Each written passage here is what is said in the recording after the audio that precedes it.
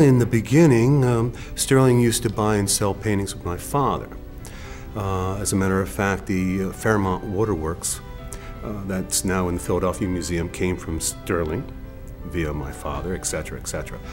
My sister was with the National Portrait Gallery, my sister Mary, and she would spend hours on the Watts line talking with Sterling about artists and art.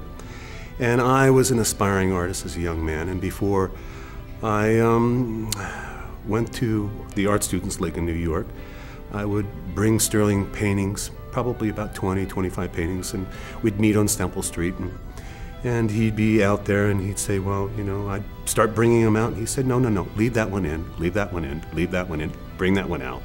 By the time I was done, there might be 3 or 4 paintings for us to talk about, which was, you know, brutal, brutal. But I began collecting his work probably about 38 years ago. And it's been a pleasure. He's been like a father figure to me as well, and a good friend. History favors the brave. And Sterling was certainly brave in his expressing his emotions and his raw, honest feelings. And that's what makes him special, is his intuitive ability and his honestness and sincerity with the mediums. His work ethic was his own. He shunned the academics for various reasons. One early summer, he worked on the railroad with his father, and he developed the philosophy that no painting was worth more than a hard day's labor. So he developed a certain aspect about how he was going to sell his paintings, and in the beginning, he was delighted to put them in homes. Of course, when his work wasn't well received, if somebody didn't like his painting, he would bring the painting home and cut it up. I mean, he would destroy it. He might use the segments that he cut up, but he was a very sensitive individual.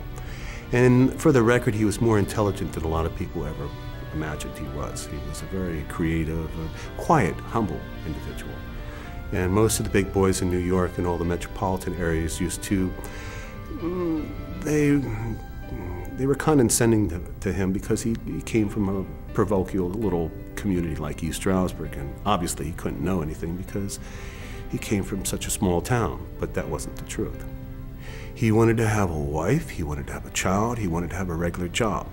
He didn't want to fall into the despair that many of the other artists, the ramifications and the disparities and all the other things. So he wanted to have the consistency in his life.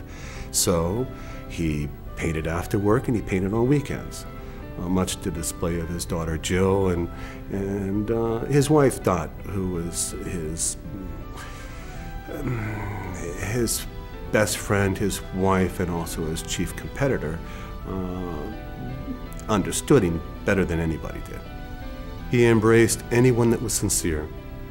If you were a young person and you had sincere attitudes and energies towards any art, he was supportive. He was an exceedingly supportive individual, non-judgmental, which is very important for aspiring artists, to encourage him. He used to encourage me with the use of gray, and he for a long time told me not to study, just do my own thing. So his unwavering support with all the artists is unquestionable, and it's part of his epic. He was very generous, almost to a fault, where he promoted other people before himself.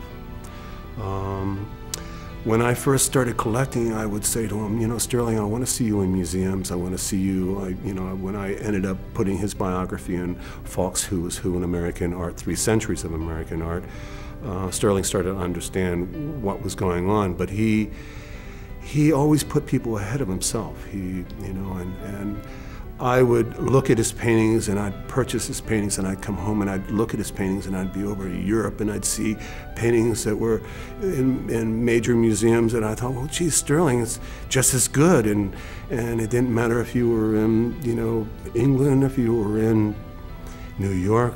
I thought, well, my goodness, this man he's got not only tenacity, he's got substance and viability, and he intrigued me to boot. He was very concerned about losing his eyesight. He had cataracts.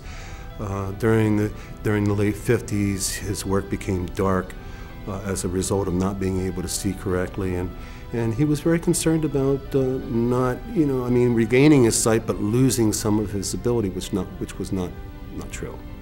He didn't lose anything. And he made a full circle. If you looked at his paintings in 1926, they're as good as his work in, 1986. So it's interesting. He was a wonderful man. Yeah, terrific man, terrific artist. This area needs to have a place to highlight all the fantastic talent that's in Northeast Pennsylvania, particularly this county and all the counties around. So it's a wealth that people haven't tapped into quite yet. There's a lot of fantastic individuals that are kind of hidden away in this area that need to be brought to light, so to speak. Gray's contribution to this university of 114 paintings is a very major contribution, and it's a wonderful gesture to establish this community. And Sterling's collection is the cornerstone now of this university's collection, which is really very, very important. Sterling had a hand in so many different ways, and so many different individuals, and particularly so many different artists. So I told Gray last night that Sterling's with us always and always will be. And Sterling has made history, but the one thing that people have to understand that history is now as well as then.